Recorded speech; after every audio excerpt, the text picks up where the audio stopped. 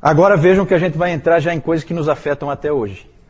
Diretamente ou indiretamente. O cânon nos afeta diretamente, os bispos nos afetam indiretamente. Porque nós não cremos em bispos, mas tem quem creia, né? Então vamos ver aí o que a gente pode... Vamos começar com o cânon. Irineu disse que a autoridade da igreja repousa sobre essas três coisas aí. Toda a autoridade da igreja. Então havia uma preocupação muito grande em estabelecer essas três coisas, diante do ataque das heresias. Isso aí é uma resposta da ortodoxia. Tá? O que é o cânon? O cânon, essa palavra significa simplesmente regra, e o cânon pode-se dizer que é a regra que deve ser seguida. Na prática, o cânon é o conjunto de livros que compõem as escrituras inspiradas. O cânon é a Bíblia. O cânon é esse conjunto. Certo? Conjunto de livros. Por que a gente trata como um conjunto de livros? Justamente porque era tratado individualmente. O cânon é formar o conjunto. É escolher quem entra e quem fica fora. Por quê? Como eu disse antes, desde o início o Antigo Testamento era a escritura cristã, já estava estabelecido, isso nunca foi discutido. O único que discutiu foi quem? Exatamente, o Márcio. Ele está indignado lá. Ele achou que tinha acabado. Ele queria que não voltasse mais. Mas como é uma reação, nós temos que citar, né? Como é uma reação. Sim. Essa foi boa, né? O Antigo Testamento, então, foi tranquilo. Veio exatamente como os judeus o tinham, com os mesmos livros. A ideia do cânon, gente, é uma ideia que veio dos judeus. Os judeus tinham feito o cânon deles. E agora os cristãos tinham que fazer o seu. E a hora era agora. Por quê? Porque não podia se perder muito tempo, porque ia se começar a ficar distante demais das fontes originais. Você tinha ainda pessoas que conviveram com pessoas que conviveram com os apóstolos. Então você tinha muitas testemunhas ainda. Não, esse livro aqui foi escrito pelo fulano. Só que vocês, é claro, percebem isso, se passar 500 anos começa a ficar mais complicado de provar as coisas. Então a hora era essa. E os ataques que as heresias estavam proporcionando empurraram a igreja a fazer isso logo. Que livros seriam colocados no Novo Testamento? Essa é a pergunta. Além dos 27 que acabaram entrando realmente, existiam muitos outros livros circulando no meio das igrejas. Havia o Evangelho de Pedro, havia o Didaquê, a primeira carta de Clemente aos Coríntios, a própria carta de Policarpo aos Filipenses. Havia dúvidas em relação a essas obras. O Pastor de Hermas. E a situação era tal, diante das heresias crescentes, que era urgente fazer alguma coisa. Vejam bem, gente, olha só. O gnosticismo estava produzindo livros falsos, assinando com o nome de apóstolo. Né? Olha como isso aperta. O Marcion estava dizendo que tudo isso aí não é inspirado. Estava jogando fora os livros válidos. E o Montano estava dizendo que não tinha terminado a revelação. Ele tinha mais coisinha para falar. Né? Deus continuava falando, como falou com Paulo, continuava falando através dele. Então vejam que as três heresias apertam em direção ao cânon. Percebem isso?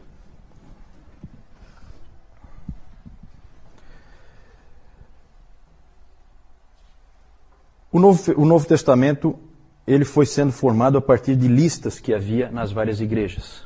É interessante essa coordenação das igrejas.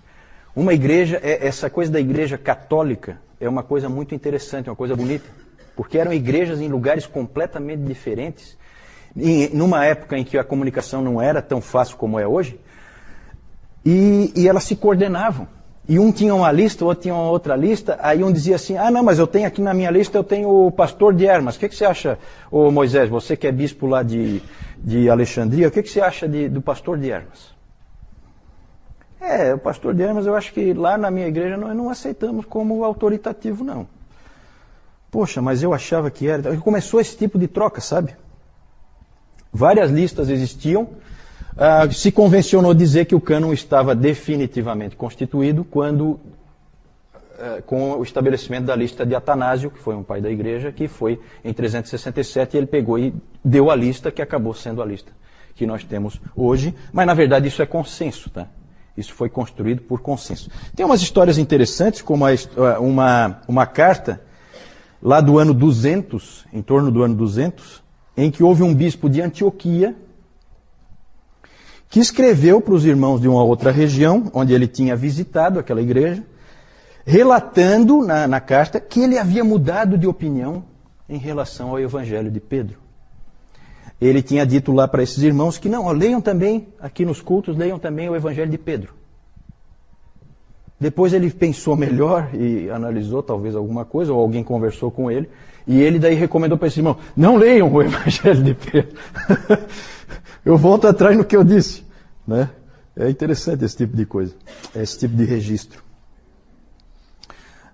Na verdade, o cânon já estava concluído quando o último livro da Bíblia foi escrito. Certo? Isso é importante. O estabelecimento do cânon é um reconhecimento, não uma imposição. O cânon já estava lá. As escrituras já estavam lá. Só que Deus tinha que conduzir a igreja na sua providência para que a igreja discernisse quais são esses livros inspirados. E ela discerniu, e esse é um processo muito bonito. Uma coisa que foi acontecendo com muita seriedade e que Deus realmente conduziu a igreja à formação do cânon. É muito estranho, nós protestantes, evangélicos, é interessante como a gente despreza, né, a história da igreja e esses pais antigos, a gente acaba meio que desprezando eles. Na verdade, nós dependemos deles. Né? Calvino nunca desprezou. Calvino dizia que Calvino tinha grande apreço pelo consenso, o que ele chamava, né, o consenso dos 5 primeiros séculos. Ali as bases foram estabelecidas. Ali é uma época importantíssima. E esses pais da igreja, imperfeitos como eram, nós vamos ver eles um pouquinho depois, eles fizeram o trabalho que Deus queria que eles fizessem. Como que se chegou a essa formação do cânon? Como eu disse, há uma certa diferença aí de maneira de fazer. No romanismo, eles creem até hoje que a formação do cânon é por imposição, não por reconhecimento. Por que um livro é canônico? Por que um livro é autoritativo? Porque a igreja diz que é. Essa é a posição católica romana. Ele é canônico porque a igreja disse que ele é. E isso deu a ela a possibilidade, essa crença, nessa doutrina, de que a formação do cânon é por imposição da igreja, deu margem a que ela pudesse alterar o cânon. E como ela alterou no Concílio de Trento no século XVI. Né? Ela podia alterar porque é ela que diz se é canônico, se não é, a hora que ela quiser. Nada impede do Bento XVI e companhia eu colocar algum livro agora ali, um livro que ele mesmo escreveu e tal, e dizer, não, esse livro aqui é inspirado por Deus, diretamente. Pode. Claro que isso não acontece pelo seguinte, a Igreja Católica tem um pavor de mudanças. Ela tem um medo de instabilidade gigantesco. Não pode gerar instabilidade. Ela tem que permanecer sempre igual, que é para não gerar instabilidade, que daí cai a casa. No caso do protestantismo e dos evangélicos, sempre foi visto a definição do cânon como um mero reconhecimento. O cânon já estava lá, só precisava ser visto.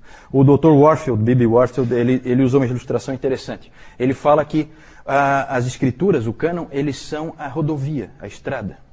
E a igreja é a placa. A colocação da placa não gera a rodovia. A rodovia sempre esteve lá. Certo? O colocar a placa ou não muda a existência da rodovia. Mas a placa ajuda. E foi isso que a igreja fez. A igreja, na verdade, encontrou quais eram os livros. E isso foi feito, para a gente concluir, vamos terminar falando do cânon. Como que ela definiu esses 27 livros? De uma maneira muito interessante. Pela evidência externa e pela evidência interna. A externa sempre mais importante. Eles chegaram à conclusão que inspirados eram os apóstolos e os profetas. E que o que eles escreveram veio de Deus. Então bastava você localizar um texto que todo mundo sabia que era um texto escrito por um apóstolo, e esse texto, então, entrava no cânon. E foi assim que foi feito. Todos os textos existentes, claro que tem alguns perdidos, como uma das cartas de Paulo aos Coríntios, não se sabe onde é que essa carta foi parar, não existe cópia, a igreja não tinha cópia, então foi da vontade de Deus que aquela carta específica não fosse incluída e ela desapareceu. Mas esse era o primeiro critério. E aí hoje o Nilton falou um pouco sobre isso, né? E eles ampliaram um pouco também para pegar aquelas pessoas que conviveram com os apóstolos. Certo? E aí por isso que entraram outros livros, como escritos por Lucas, escritos por Marcos, né? Outros livros acabaram entrando também, por evidência externa. Tinha que ter autoridade apostólica. O segundo princípio era a evidência interna. Tinha que ter coerência no texto em relação ao restante das Escrituras. Tinha que fechar, tinha que haver uma correspondência. Isso eles buscaram também, eles fizeram essa checagem. Um exemplo muito interessante é o do livro Pastor de Hermas. Só para a gente ilustrar, tá? O Pastor de Hermas tem até um artigo numa revista de história cristã, em que eles põem assim, o Pastor de Hermas, o livro que quase entrou no cânon. Esse aí ele chegou perto. Teve outros livros que chegaram perto, tá? Esse livro, o Pastor de Hermas, ele foi analisado dentro desses critérios e ele foi reprovado. Por quê? Evidência externa. Esse livro foi escrito no II século por um indivíduo romano chamado Hermas, que não tinha, até onde se sabe, relação nenhuma com nenhum apóstolo. A própria época em que foi escrito já indicava isso. Então, a evidência externa era ruim. E a evidência interna era ruim também. Ele era um livro, e as pessoas perceberam, analisando o livro, eles perceberam que era um livro preocupado com penitência, com arrependimento, e principalmente ele definia quantas vezes você pode ser perdoado pela igreja. Tudo aquilo ali soava estranho, não batia com o restante das Escrituras, não fechava com o ensino bíblico, e então a maioria dos pais da igreja viu que... E ele tinha bons defensores, Irineu, Clemente de Alexandria, Tertuliano defendeu por um tempo, depois mudou de ideia, achou que não encaixava. E ele também tinha umas visões esquisitas a respeito da doutrina da Trindade. E aí ele não passou nem pela evidência externa e nem pela evidência interna. Rejeitado. Rejeitado, não faz parte da Bíblia. E certamente ele teria definido outras doutrinas e teria modificado o cristianismo. Certo? Nós vamos ver que coisas esquisitas aparecem, mesmo a gente não tendo esse tipo de livro no cânon. Né? Mais para frente nós vamos ver todo tipo de esquisitice aparecendo na igreja, que criou uma série de problemas. Então é isso, o cânon foi definido assim. Alguma pergunta a respeito do cânon? Isso. A pergunta da Jussara, a colocação dela é em relação a como cada igreja... Qual a situação de cada igreja, né? Que na verdade elas tiveram que se coordenar. Então, aparentemente, cada igreja não tinha todos os livros. E às vezes tinha livros que acabaram não entrando, e outros que acabaram entrando ela não tinha. E realmente era assim. Só que rapidamente elas tinham, especialmente nas cidades maiores, mais influentes. Certo? Por quê? Porque um levava para o outro. Então aquele exemplo daquela carta ali, né? Tinha correio. Então e é interessante nessa época que isso aparece muito claramente. Os presbíteros de uma igreja se preocupam profundamente com os presbíteros da outra igreja. Mais ou menos como acontece no Novo Testamento. Por isso que tem a carta de Clemente de Roma, a primeira carta dele aos Coríntios. E é uma carta que eu já li, é uma carta relativamente fácil de ler. Ela é uma carta muito bonita, é uma carta de um pastor, realmente. Se preocupando com os coríntios, como é que vocês estão, para onde é que vocês estão caminhando, cuida com isso, cuida com aquilo, bem pastoral. Então essa preocupação mútua. Então é assim, uma grande cidade não deixava a outra ficar sem cópia. Dava um jeito de copiar. Então como ele disse assim, aquele bispo que nós falamos antes, que visitou uma outra igreja, ele falou assim, leiam também o Evangelho de Pedro. Como é que ele vai ler se ele não tem? E eles provavelmente não tinham. Então, se providenciava, as igrejas se ajudavam, os irmãos se amavam, eles procuravam ajudar uns aos outros. A igreja era única, não havia várias igrejas. Havia heresias, mas não divisões. Ainda.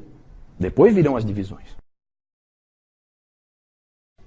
Não, vamos chegar lá. Na verdade, a pergunta é como é que, se eles se reuniram para definir isso. Vamos ter o primeiro concílio. Qual foi o primeiro concílio? Niceia, no ano 325. Nesse ano, todos os bispos do Império Romano, praticamente todos, talvez um ou outro não pôde ir, mas todos os bispos do Império Romano se reuniram em Niceia, na cidade de Niceia, bancados pelo imperador. Nós vamos ver isso mais para frente. E ali eles se reuniram, e ali eles definiram, dentre outras coisas, deixaram bem claro que o cânon... a pergunta é sobre o livro de Hebreus. O livro de Hebreus sempre vai ser um problema, né? Porque o livro de Hebreus é esquisito, né? É um livro que ninguém sabe quem escreveu. Lutero defendia com unhas e dentes que tinha sido Apolo de Alexandria que escreveu. Alguns outros teólogos também creem assim. Há quem diga que foi Barnabé, mas não, ninguém tem certeza. Ninguém tem certeza. Mas, de alguma maneira, a igreja chegou num consenso de que era um livro com autoridade apostólica e que simplesmente tinha se perdido as testemunhas originais do porquê que aquele livro era lido em todo lugar. Ninguém mais sabia porquê que aquele livro começou a ser lido em tudo que é igreja. Mas ele estava consolidado. Ele estava consolidado e a evidência interna dele era muito boa. Muito boa. Ele fechava perfeitamente com o restante da palavra. E a gente percebe isso, né? E é um livro muito rico que, na verdade, preencheu lacunas, né, da palavra. Se você for analisar o Novo Testamento como um todo, ele lança luz, né, sobre muita coisa que complementa o restante. Inclusive havia dúvidas se tinha sido Paulo que tivesse escrito. Só que é muito diferente dos escritos de Paulo. Só que a posição dele indica isso, né? Ele foi colocado numa posição meio que puxando para a possibilidade de ser um livro de Paulo. Ele foi jogado meio que ali perto porque havia essa dúvida. Talvez fosse de Paulo. Mas é diferente, né? A gente percebe que é diferente. Mas pode ser diferente porque ele não é uma carta, ele é muito mais um tratado. Ele é diferente no seu estilo, então pode ser por isso que ele seja tão diferente. Mais alguma pergunta? No Concílio de Niceia ficou definido que aqueles livros eram os livros... Claro que havia certas resistências, em alguns lugares continuou se usando outros livros que já se usava naquelas igrejas e tal. Então a coisa foi consolidando às vezes aos pouquinhos, né? Porque às vezes um livro já era lido há muitos anos numa determinada igreja e aí não é de uma hora para outra que você pega e exclui, né? Mas com a lista de Atanásio estava consolidado. Na verdade, se você pegar um livro como o do Norman Geisler, que é a Introdução Bíblica, você vai ver que o grosso das listas era tudo parecido. Variava um aqui, um faltando, como a Jussara falou antes, um faltando e um a mais. Mas é um ou outro assim. As listas eram muito semelhantes. Então foi se gerando um consenso, e o consenso acabou prevalecendo, e toda a igreja acabou adotando os 27 livros do Novo Testamento que a gente usa hoje, e não houve problema nenhum, ninguém resistiu. Assim, havia muita unidade da igreja, né? E é interessante que o cânon foi formado nessa época, porque era a época certa para formar, enquanto havia unidade, né? Ah, certo. A questão, o que é inspirado? Se é o conteúdo ou se são os autores? Eu não sei. Eu acho que as duas coisas, né? Eu não sei. Eu não vejo de que maneira isso aí afeta. Por que a tua preocupação assim? Deixar claro, porque até ele comentou de manhã que nos textos bíblicos até ele mostra falhas e erros que esses próprios homens cometeram. Ah, sim, tu queres dizer assim que um determinado escrito de Paulo podia ser inspirado e o outro não. É isso que tu queres dizer? Não? É que falando que o autor era inspirado. Certo. Talvez eu me expressei mal. Talvez é melhor a gente falar que as escrituras eram inspiradas, então aquele texto... Não, ótimo, ótimo. Não, foi boa a tua... Eu acho que fica melhor. A gente coloca que as escrituras foram inspiradas, aquele texto foi inspirado por Deus no autor. E o autor, então, colocou, né? Ele não tinha consciência de que ele estava fazendo isso, não é um ditado, né? Mas ele estava escrevendo a palavra de Deus, né? Isso eles tinham bem consciência, né? Obrigado por essa correção, acho que é importante.